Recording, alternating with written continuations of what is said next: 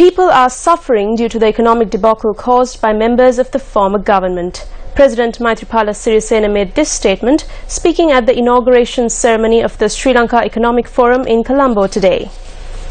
The economic summit organized by the Ceylon Chamber of Commerce for the 17th consecutive year under the theme Focus, Act, Deliver commenced today and will take place tomorrow as well. We are in debt of 9 trillion rupees, and that is a burden on the government and all the people in the country. If we are to climb out of this, we need to ensure strict financial management and financial discipline through the state policies. We will be able to raise our heads as a nation only if the general public and the business community act with this in mind.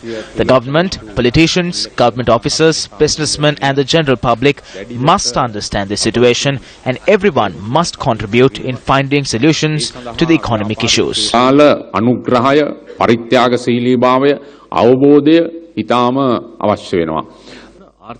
President also noted that measures will be taken to uplift the lifestyles of the people. On the political stage, one can speak of fairy tales. Some can do the same while walking on the streets. However, the serious acts committed on the economy is now being experienced by the general public. Through government policies, we will be taking measures to uplift the living conditions of the people.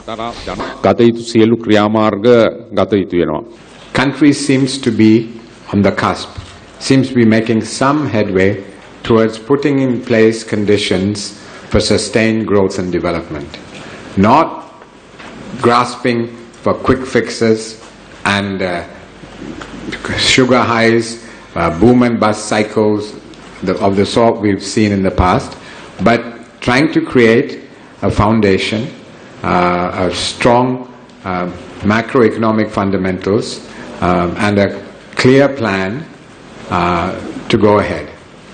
In 2-3 years' time, the government is going to be able to leverage its strong G2G relations with China, Japan, with India, with Singapore, with Korea to get investment in here. So there's going to be a large amount of investment that's going to come into this country.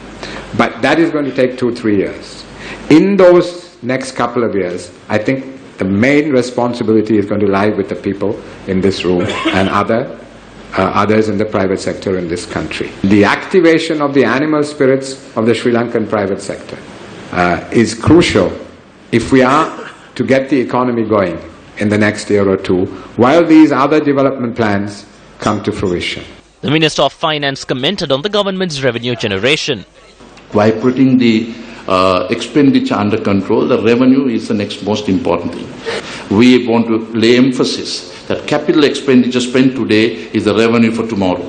And that is the reason why you saw such emphasis in the 2016 budget, where we had capital expenditure moving out that had never seen before, almost 354 billion put into place. Whether it's education, whether it's health, whether it is poverty eradication, it was able to give that upliftment that was being looked at. In the areas of customs, which brings us 58% of revenue, a potential that of almost 1,500 billion can be collected, we only collect 850 billion. And that is the reason why the sophistication we are looking. The President has just approved the scanning of equipment that are to be brought in, which is being sometimes opposed by many who are working in it. 1,200 can't determine the future of 23 million people of this country. We thought that's the best way to ensure revenue comes in on a clean basis. And we are successful, and within the next 2-3 months, you will see the success of that coming in. All of this is helping to increase the revenue to the 18-19% that we are looking at. Certain government policies also came under criticism at the panel discussion. There have been excessive increases in public sector spending, on salary increases, on new entitlements. The tax system has continued to deteriorate.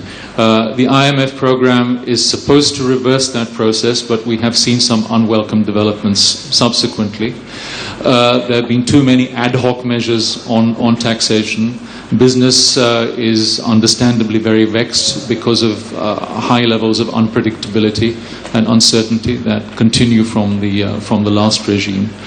And might I add, there has been the supreme idiocy of extra price controls, which I thought was something that we had left behind in 1977. But in addition to what was announced in the first budget, there have been new price controls. The government, by creating inflation and by having import protection, puts burdens on consumers and then puts new burdens on producers and entrepreneurs in the form of tax controls. The message sent out is that this is about market busting rather than market facilitating.